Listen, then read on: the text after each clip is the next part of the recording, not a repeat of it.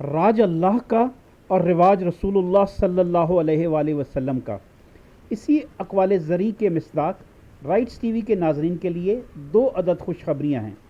एक तो कुरान मजीद और हदीस की मदद से कंटेंट क्रिएशन इंतहाई आसान हो जाती है, और इसी एक टूल की मदद से हम अपने लिए दुनिया और आखिरत के लिए तोशे आखिरत का सामान मुहैया कर सकते हैं।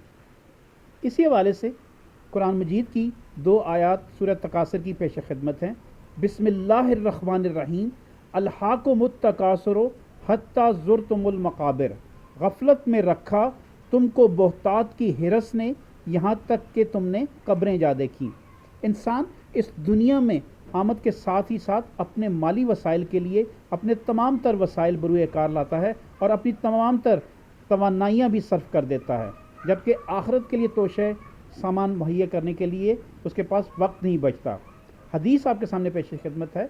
नबी पाक सल्लल्लाहु अलैहि वसल्लम से एक साहबी ने पूछा, या रसूलुल्लाह सल्लल्लाहु अलैहि वसल्लम, माँ बाप के औलाद पर और औलाद के माँ बाप पर कितने हकूक़ हैं?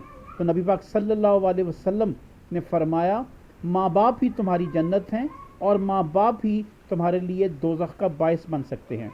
लिहाजा वालिदैन के साथ हुस्न अखलाक, हुस्न खूबी और तमाम तर उनकी खिदमत के लिए वसाइल बुरुए कार लाना आपके लिए जन्नत का मूजब साबित हो सकता है, और इसी तरह उनके हकूक़ का पामाल करने वाले दुनिया में ही जहन्नम का मज़ा ले लेते हैं और आखिरत में जहन्नम उनका ठिकाना है।